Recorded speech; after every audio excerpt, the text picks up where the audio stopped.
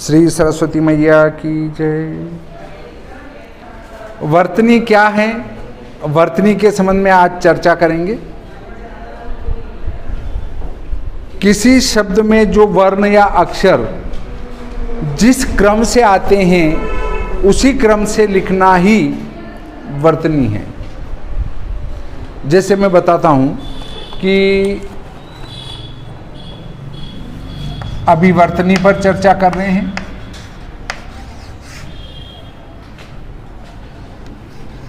Colour, colour में रकल नहीं हो सकता है या रलक नहीं हो सकता है। इनको इसी क्रम में लिखना पड़ेगा, तब कलर पढ़ सकते हैं। इसको र आगे लिख दें, ल उसके बाद लिख दें, क लिख दें तो रलक हो जाएगा, या फिर इसको ल को आगे लिख दें, लरक हो जाएगा। कलर लिखने के लिए इन वर्णों को उसी क्रम में लिखना पड़ेगा, तब जाकर वो शुद्ध वर्ण शब्द होगा। वर्णों को क्रम से लिखना ही वर्तनी कहलाती है। इसकी शुद्धता अशुद्धता दो बातों पे निर्भर करती है। किन किन पर? एक तो उच्चारण पर और अध्ययन और अभ्यास पर। उच्चारण तो हम बोल रहे हैं कलर, और दूसरा आता है हमारा अध्ययन। अध्ययन करने में भी जब हम पढ़ रहे हैं तो उसको ये बात को ध्यान में रखना चाहिए। उच्चारण में तो हम जो बोल रहे हैं, जैसे मैं बोल रहा हूँ वो उच्चारण है, और जो हम पढ़ रहे हैं वो पढ़ रहे हैं उसको क्या करेंगे? अभ्यास। किसी पुस्तक में पढ़ रहे हैं तो उनको क्रम को ध्यान में रखना चाहिए, तो ही हम शुद्ध कर पाएंगे। वहाँ स्टूल पे बैठ जा, सामने स्टूल। यदि कक्षाओं में शिक्षक और छात्र उच्चारण पर ध्यान दे, बोल बोल कर पढ़े, मौन पाठ नहीं, अर्थात कुछ भी पढ़ना है तो बोल बोल कर पढ़ना है, मौन नहीं। यदि शिक्षक मौन पढ़ ले तो तुम्हें पता नहीं चलेगा कि क्या पढ़ा गया। मैं भी मेरे मौन पढ़ लूँ, तुम भी तुम्हारे मौन पढ़ लो। तो उच्चारण हमेशा शास्त्रों में 3 प्रकार के उच्चारण बताए गए हैं। एक तो वाचिक, एक होता है उपांशु, और एक होता है मानसिक। जिसमें सब सुन ले उसको कहते हैं सस्वर, और वेद का पाठ हमेशा सस्वर होता है। अब क्यों होता है? वो इसलिए होता है कि जो पास में बैठा हुआ छात्र है वो उसको सुनेगा तो उच्चारण शुद्ध करेगा, इसलिए सस्वर पाठ का विधान है। और एक वो है जिसमें होठ हिले, जिबान हिले, पर पास में बैठा हुआ नहीं सुन पाए।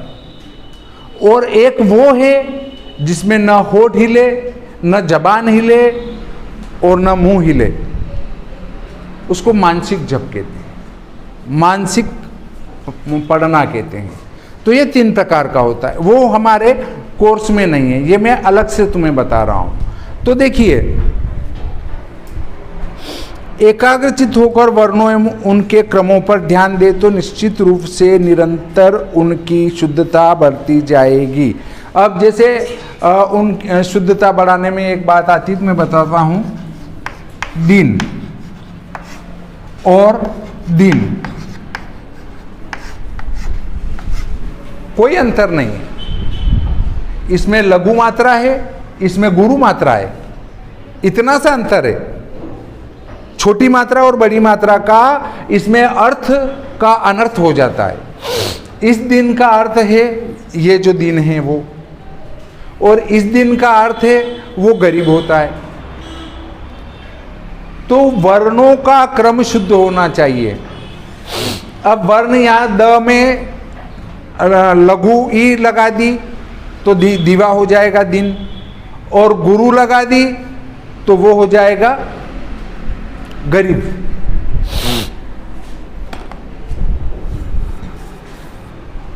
वर्तनी संबंधी कुछ जानकारी हैं वो इस प्रकार से हैं।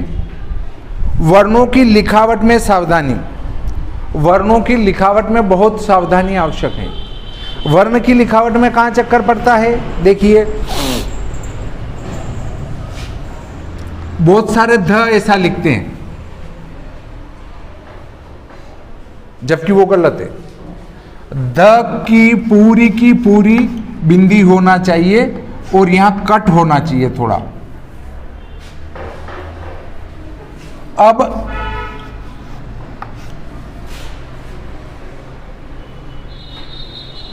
इसको ध लिखते हैं बहुत सारे और ग भी लिख देते हैं ऐसा, तो वहां पर क्या होता है कि उसको ध पढ़े कि घ पढ़े चक्कर पड़ जाता है। तो ध लिखना है ऐसा स्पष्ट लिखे, घ लिखना है ऐसा स्पष्ट लिखे।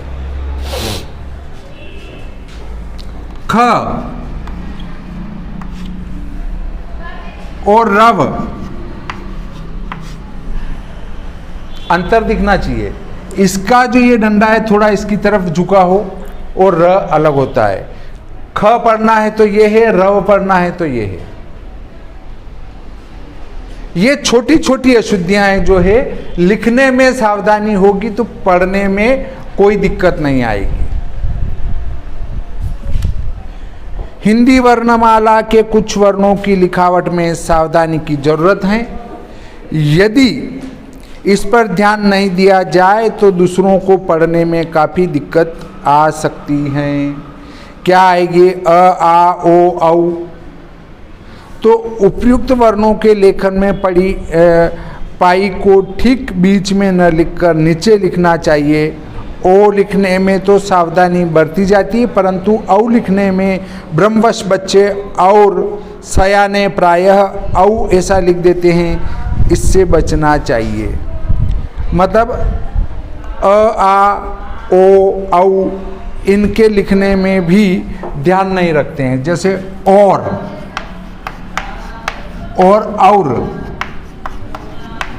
यह और होगा, यह और होगा।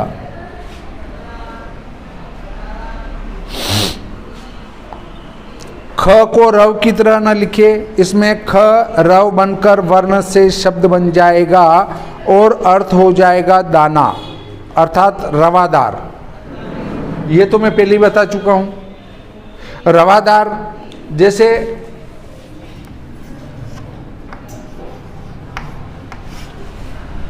इसको पढ़ेंगे रवा और इसको पढ़ेंगे ख, तो ये तो एक वर्ण है और ये एक शब्द है।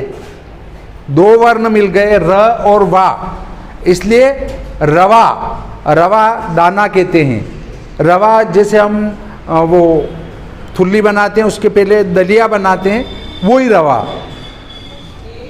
तो ख और रवा में अंतर है। ग पर पूरी तरह शिरोरेखा होती है, जबकि त वर्गीय व्यंजन ध का पूर्व का गोल वाला शिरा मुड़ा होता है और मुड़े भाग तथा शिरोरेखा के बीच रिक्त स्थान रहता है। ये बताया था मैंने। ये जो गोल बिंदी यहाँ पर थोड़ा सा स्थान खाली रहेगा और ग होगा तो वो इस प्रकार होगा। ऐसा वर्ण तो लिखना ही नहीं चाहिए।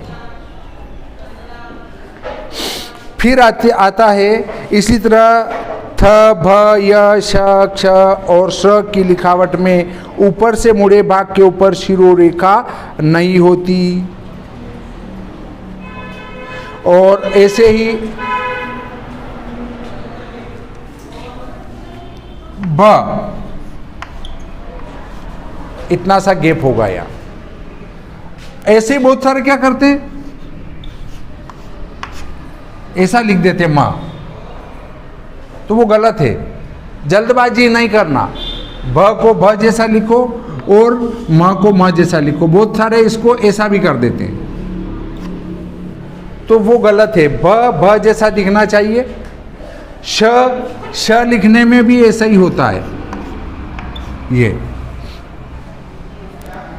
बीच में थोड़ी गैप होती है। थ में भी ऐसा ही होता है, ताकि वो थ दिखे। और गोल बिंदी लगाने में अपना जा क्या रहा है, लगा दो ना, तो वो शुद्ध दिखेगा, देखने वाले भी शुद्ध देखेंगे।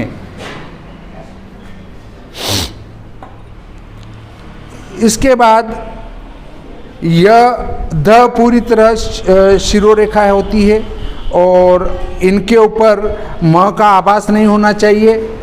द और ध लिखने में भी सावधानी की ज़रूरत है।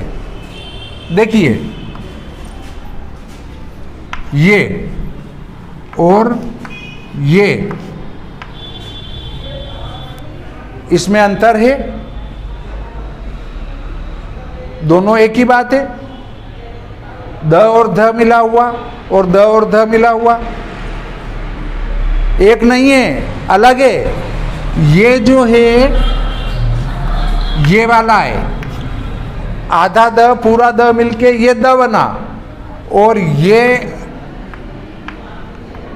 आधा द और ध मिलके ध बना, ये वाला है, ये वाला है। दोनों में अंतर है। आधा द पूरा द मिलके द बना, और ये आधा द ध मिलके ध बना, ऐसा।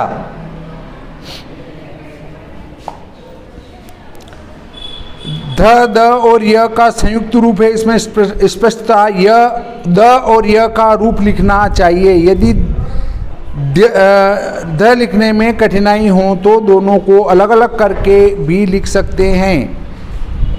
द, जैसे हम इसको क्या पढ़ते हैं,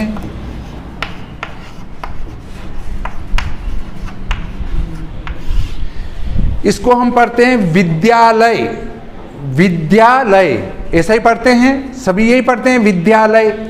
वो विद्यालय नहीं है, विद्यालय हैं वो, विद्यालय, विद्यालय। ये इसका रूप ऐसा हो चुका है, लिखने की सुविधा की दृष्टि से हमने ये कर दिया, तो इसको विद्यालय ना पढ़ते हुए विद्यालय पढ़ेंगे। विद्यालय ये शुद्ध है।